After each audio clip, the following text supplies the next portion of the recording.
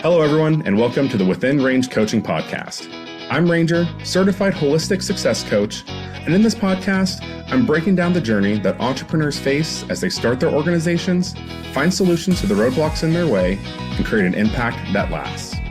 So if you're an entrepreneur, nonprofit leader, or purpose-driven community member that wants to learn how to grow your impact and develop yourself as the person behind the mission, then this podcast is for you.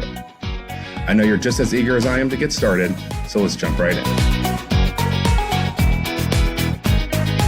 Good morning, good afternoon, and good evening, everyone, and welcome to today's episode. I hope everyone's having a fantastic day, and I say that because spring has sprung. At the time of recording, I'm currently taking a couple days off from my walk in beautiful Columbia, South Carolina. It's just a great town all around. There's lots to see and do everywhere. Historical monuments, museums, and just a ton of other things kind of all over the place. It's a lot to do and see. But I'm going to put that to the side, put a pin in that, because today we're here to talk about a nearby bird sanctuary that is making a huge difference for some of our feathered friends. Today's episode is part of our Walk Across America series, where I'm highlighting those that have helped support the mission of the walk in some way, shape, or form. And today, we get to hear from a couple of lovely people that offered me their home to lay my head for a night and have become some great friends and colleagues along the way. Today, I'm joined by two passionate and dedicated bird lovers who strive to help birds with problems become birds of purpose. Michael and Dianne Cox, thank you so much for joining us today. Thank you. Thank you for having us. Yeah, I'm excited to have you guys on. There's a lot to talk about, but in terms of today's episode, to really keep us centered and moving forward, what would you say that your guys' intention is for today's episode? Well, we would like to show people what it's like to have a bird and to realize the responsibility and understand that they're not puppies and you need to have a lot of education about owning a bird. Yeah, it's very different from our normal four-legged, furry friends. Yes. And I mean, in my when I was with the Northern California Herp Society, that was something we did constantly. These animals aren't the things that you're used to. There's very different care-wise. So I'm very excited to hear a little bit more about what it is that you guys do and let you guys share some of that information with the listeners. Yeah, well, we are a little bit different than a lot of what you hear bird rescues. We're actually a sanctuary. So when we take birds in, Michael works with people. He's a well-known bird behaviorist. So he helps people to try to keep their birds if it's possible. Many of the birds that we have here, it wasn't possible for their certain situations. Some were confiscated in police issues.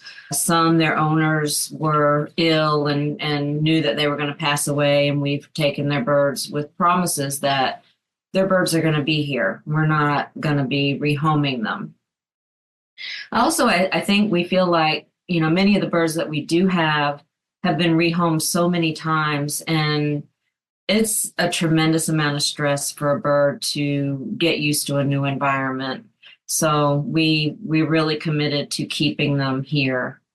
So we don't rehome them. Yeah, no, I think that's so valuable. And just knowing that there's someone that in the worst case situation, it's not just folks that say, oh, I don't want them anymore, they're too loud. That's part of it, of course.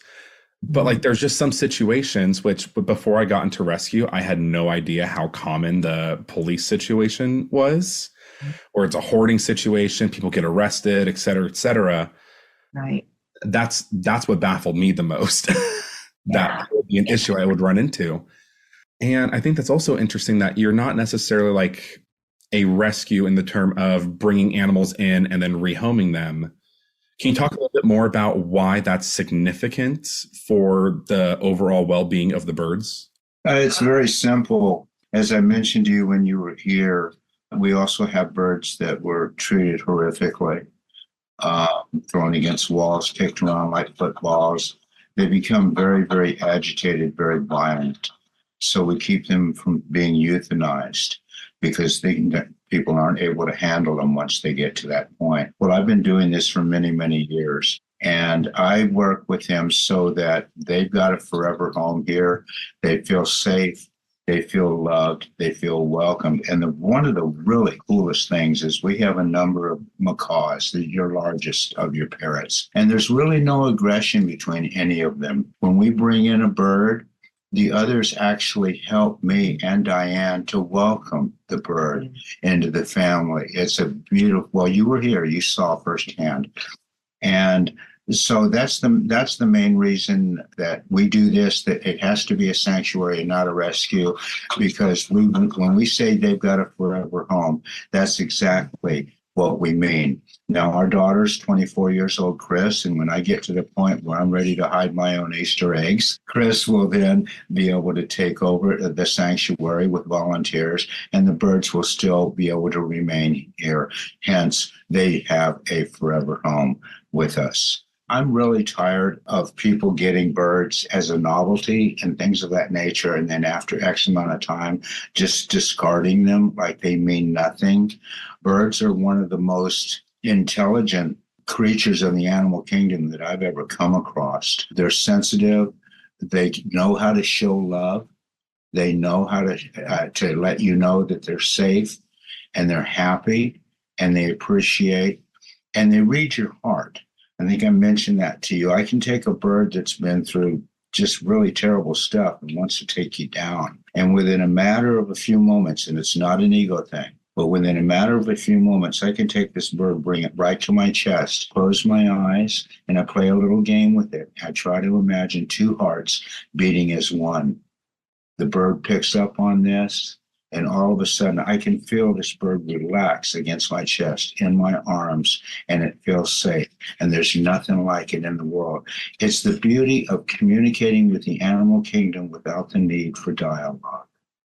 The beauty of communicating with the animal kingdom without the need for dialogue. That's so beautiful. I want to, like, how'd you learn that? How'd you do these things? But would you guys, let's back up for a second, because it makes sense. There's a lot of stress the animals go through being rehomed. There's a lot of traumatic experiences that they've been through, all these crazy situations. How did you two land as the people that are just advocating for them? Like, what got you into it to begin with? Well, I personally, it comes back from my childhood. When I was 10 years old, I was in a family that wasn't, how do I put this? My parents weren't very nice people, and I wasn't allowed to have friends at the house. So I remember one summer I walked out and sat on the back porch, and I'm looking out through the yard, and I see this little black bird down at the end of the yard in this little tree. And all of a sudden, this guy flies straight at me and lands on my knee. And I don't know how long he was there. It seemed like, 30 seconds or more. Maybe it was just 10. But when he left, well, let me back up for a minute. I was sitting on the stairs and looking around, and I saw the bird, and I remember tears running down my face because I wanted to have a friend. I didn't have any friends. People were not allowed to come to my house. So when this bird landed on my knee, it was like, wow, I've got a friend, and it's not a human being. It's someone within the animal kingdom that's saying, hey, Michael, hello. So when he took off, he flew 3 complete circles around the yard and disappeared into the icy colds of space or day, And what I got from that is that I needed to get out of where I was. I needed to leave, go. So I did.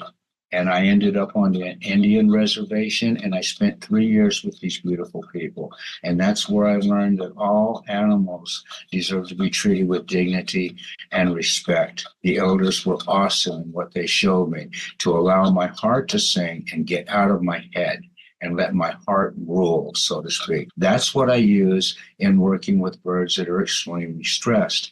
It's not what comes out of my mouth or whatever that matters. What they read is what is in my heart. And like a screaming jet, everything that they are will fly straight through your heart in a moment. Decide whether or not they find you worthy of trust, love, and caring. And that's how I've always done it with not just birds, but several different types of creatures in the animal kingdom. I'm in the process of writing a book called the unspoken language, and that refers to the language that all animals communicate with one another, once again, without the need for dialogue. Yeah, no, that's so interesting. It almost sounds like the gift that you have, it's not really something you can train yourself to do. It's really that belief you hold so true to yourself. You can't fake that experience that you can have in that dialogue with the animals. It sounds like it's very true, and I guess like deep within you, like they can sense that. You can't trick them with it. Exactly. They read exactly who you are. And one of the things that I've mentioned to people that have birds and want to have a beautiful relationship with them, but say, for instance, that they're afraid of them. And I refer to that as the fear monster. You need to blow that sucker out into the icy colds of space, because if you don't, birds and most animals read fear as aggression. They think you're going to do something to them. So what they do, I refer to as the preemptive strike. They're going to nail you before you can do anything to them, even though you're not. You're just scared to death. So I've talked to a lot of people about getting rid of the fear monster, so to speak, because that's one of the biggest downfalls.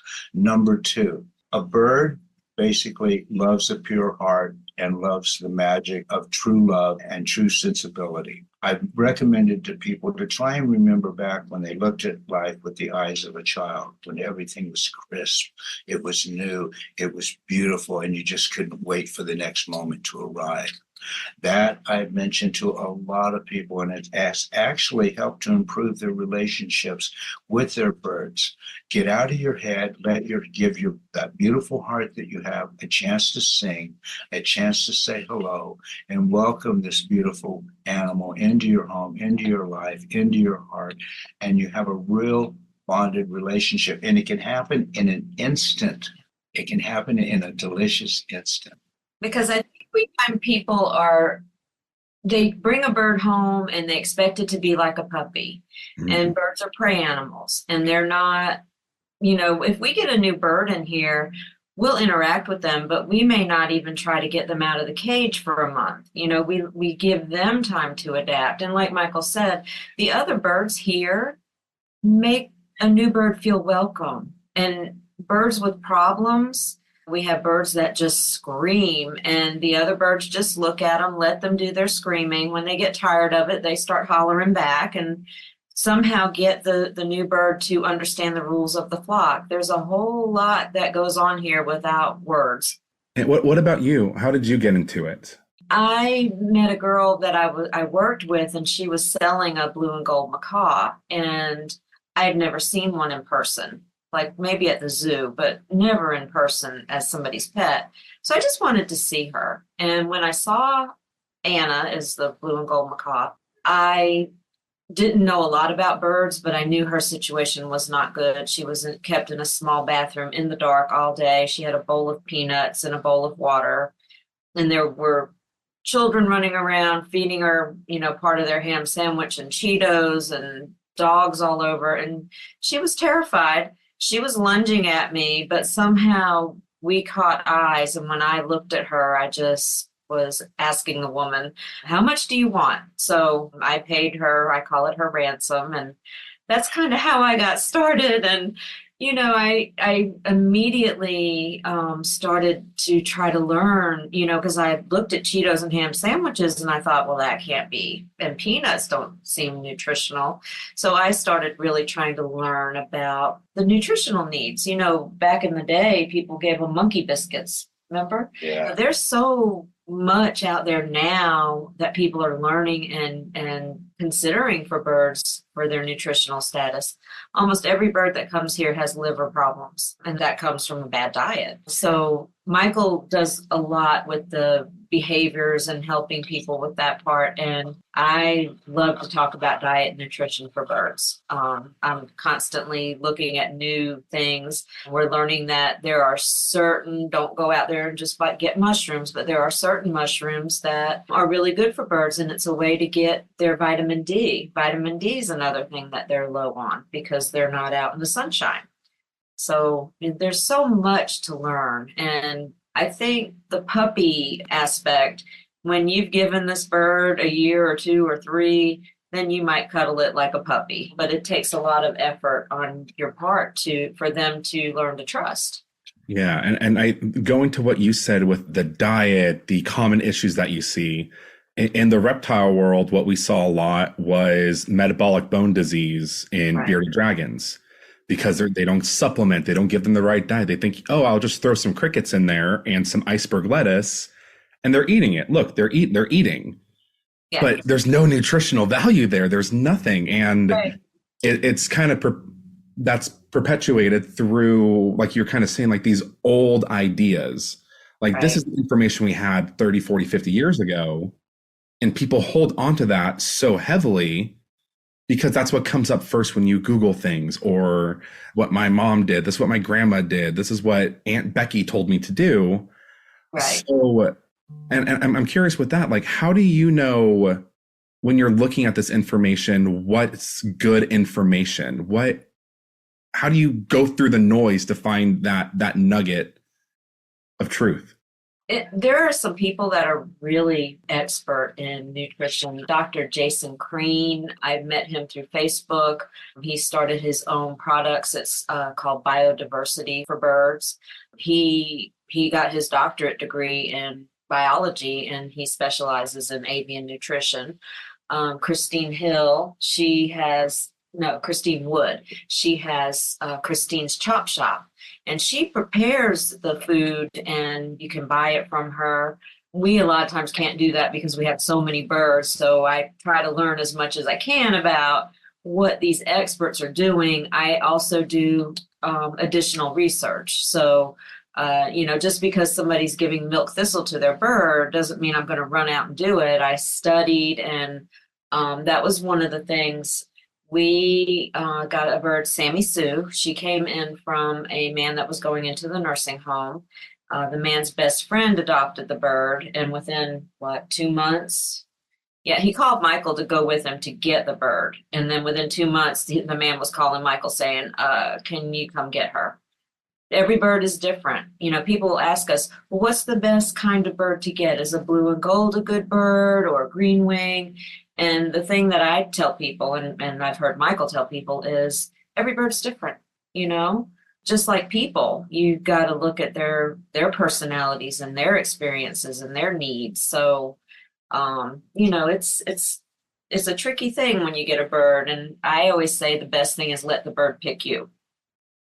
Yeah. And I think that dichotomy that people fall into, which is so easy for folks to fall into, but is very dangerous for the animal, is what's the best beginner insert species?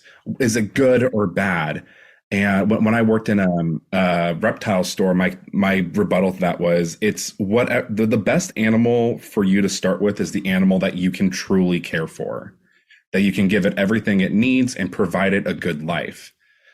And also, what do you mean a good animal? One that's like, what's your definition of good? One that's easy for you, one that is, it has to fit the mold of what's good for the person rather than what's best for the animal. And I think that's such a valuable thing to take away, that even with that species, narrowing it down to species, the individuals are so different. Right. Exactly. Yeah. Yeah. Regarding the milk thistle that she touched on, one of the things we discovered that a couple of our birds were, we took them to the vet, really sick and extreme liver failure. And basically we were told perhaps we needed to get our affairs in order regarding this bird that was going to die. Well, guess what? We discovered milk thistle seed. And we gave it to them, and we gave it to them in high quantities. They rebuild their livers. They're doing absolutely awesome today, and it saved their lives. And I try to share that with as many people as possible. When you take your bird to the vet, he's got terrible liver failure and things of that nature, give milk thistle seed the opportunity, because we found in a few cases here that it turned it completely around. Now, I'm not prescribing this. I'm suggesting this because it has worked for us. And when a vet says to you, there's nothing more that we can do, well, guess what? There is. There's always an alternative. There's always an answer out there. It's trying to find the right one at the right time to make it work. That is the overwhelming quest, if you will, to do it right. Yeah, And I think we're just starting to see herbals being used more for birds. I mean, they live in the wild. They're out there using nature to stay healthy. So, it's one of the things that I've been studying a lot is what herbs are going to enhance their health and make them feel good or make them feel better. So, people think, well, we just go, buy pellets and give it to them. And they really need variety. The pellets are good. I think pellets are important to have as your baseline, but they need vegetables. They need treats. They need certain supplements that they don't get in their diet. Varied fruits. Yeah. Yeah. And it sounds like a lot of that is also finding, what is it? Like trust, but verify. Like Right. Talk to experts, learn from them, but also know there's always another answer. And if I'm remembering correctly, I think what you guys said to me is that on average, the lifespan of these birds in the wild is still higher than in captivity. Is that Yes. true? Okay. Yeah. And that's such a weird concept because you would think that It we would would be be a better space with it. But I think that just shows how much more we have to learn. And not only, I'm sure you guys can keep them alive longer than in the wild and all, but is getting that information out to folks and letting them know this is the best info, not whatever you find on the back of a Cracker Jack box. Right. Exactly. Right. That's why I really appreciate this podcast, because one of the things that I find kind of redundant is that we're members of a number of different bird Facebook groups. And every now and then people will post on there what you should do if you're entertaining the concept of getting a bird. Well, everybody in these groups already have a bird. Mm-hmm. Okay, so I'm going like, did IQ suddenly drop when I turned on my computer here? So to be able to get that out to other people that genuinely may have entertained the concept of getting one, but not yet own one or have gotten one, if you will. I don't like to use the word own.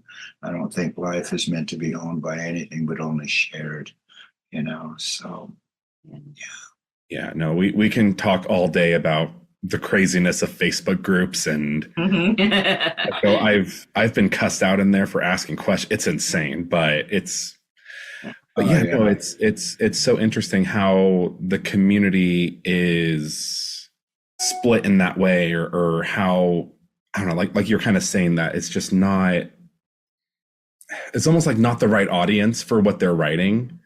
Right. I don't know, but yeah. It's like somebody takes an academic class, but all of a sudden their instructor's teaching you home ec. It's like, what?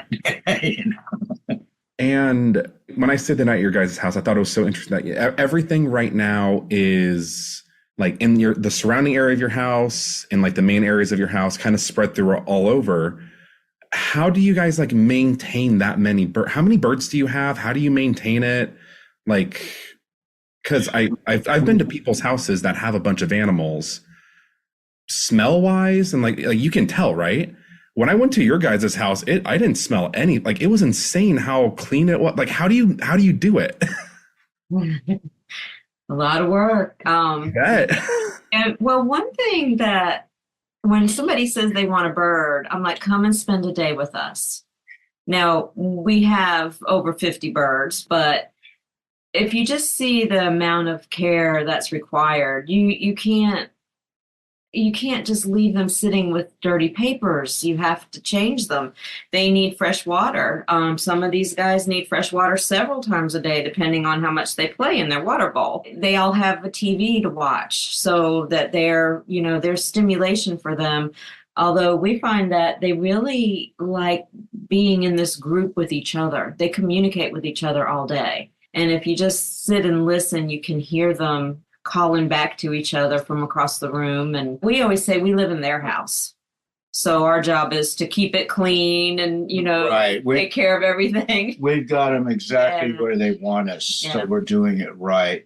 Another really important thing too is the one-on-one individuality that we have with each of them, to bring them out, play with them, hold them, snuggle them, and all. Do you have a second here? I want to show you an example of what a bird can do for you when it loves you and trusts you.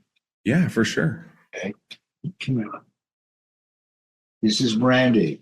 The only way that she could be handled by her previous owner was with welding gloves. She was extremely vicious. They were terrified of her. She's called a military macaw. They're endangered right now. But this is, when they trust you, this is one of the things that birds will do. Come here. Can I have some love? Can I have some loves? I love you. I love. I love. Yeah. Say hi to everybody out there. Say what's up. That's okay. You don't have to say hi. I heard you say it. Such a good girl. Anyway, this is Brandy, military macaw. She's on the endangered species list. These are awesome, awesome birds. But you know what? Every single one of our birds is awesome in its own way. How cool.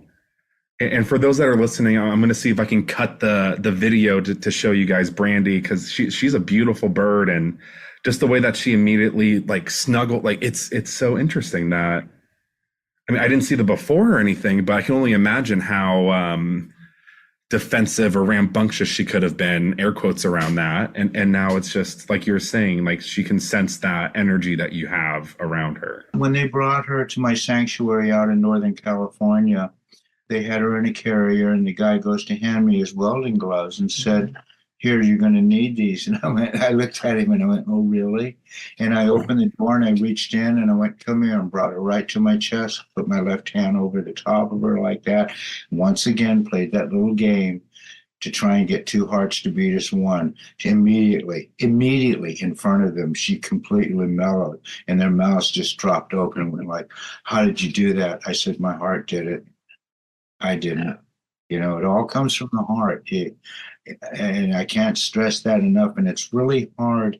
You can't teach something like that, but people can do it because everyone has a beautiful, beautiful, magical part of them that is able to take and communicate and sing and make those around you feel more comfortable and more safe. Every one of us does it. Has the ability to do it. There's no one that can do it any better than anybody else if you allow your heart to sing and get out of your head, because 9 times out of 10, it's your brain that fools you in day-to-day living. But usually it's your heart that will always guide you, will always tell you, this is the right choice to make. This is the right thing to do. I depend more on my heart than I ever did my mind. Mm-hmm. Okay. Yeah, and I think that's such a lot of what gets in people's, it's achieving goals in terms of being with animals, being with other people, is they just get in their heads so much that it just really clouds what's most important. And it sounds like it's kind of digging through that noise once again to get to kind of what the heart is saying. Like, Yes, listen exactly. deeper, listen clearer, and then you'll really know what you need to do and how you need to be in the world. Yes, sir. Right. Move forward, essentially. Our mission, to make it simple, is that we want the bird to win. And you mentioned earlier, where birds with problems become birds of promise. That's exactly what happens here, Mm-hmm. And I can't imagine myself doing anything other than this. It's the greatest choice that I ever made in my life, was stepping up for something that doesn't have the tools or the means to defend itself or to feel safe in this world that we call, that is, inundated with human beings. Mm-hmm. So I walked away from an awesome career in marine biology and just said, you know what? I remember the little black bird. That little black bird is the one that saved my sanity, gave me the option to be able to explore the animal kingdom. But the coolest thing about all of it was I no longer felt alone. Mm-hmm. And I'm sure that you're sharing that feeling with so many other birds and every animal. I mean, every person you come in contact with. And I don't know. Best shot, man. You know, I mean, the thing that stuck with me the most staying with you guys was everybody eats, whether they're inside the house, outside the house. I thought that was just such a beautiful, like, such a simple thing to say, but it's just such a beautiful concept of, if you are in my vicinity, I will treat you as part of the system.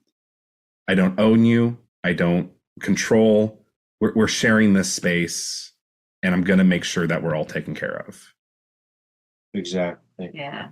Well said. Yes. Oh, thanks. I try. That was good. Sweat off forehead. I did it. Not editing that part out. But just kind of wrap it up, if our listeners were to walk away with one major concept from today's conversation, what would you want it to be? To remember that we are the guests of the animal kingdom on this planet, and we should treat them all with dignity and respect. We're done. There we go. All right, Dianne. All right, Michael, where can people find you? If people want to learn more, if they were interested in getting a bird and want to get good information, where should they go? Our website, for one thing, is thebirdwhisperer.org. Mm-hmm. Our email address is globalnestsanctuary@gmail.com, in which I also wanted to mention, I've helped a number of people with problems with their birds and all, and I have never once charged one single dime to anyone to give them a hand, and that still applies. Okay? We're a nonprofit, 501c3. We accept donations. If you'd like to do something like that, that would be appreciated. Our PayPal addy is globalnestsanctuary@gmail.com.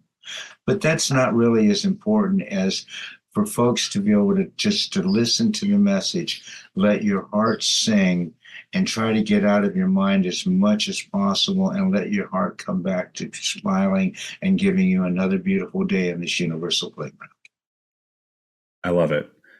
And all that information will be in the show notes, your website, the donation link. And I noticed on your website, you also have a lot of resources.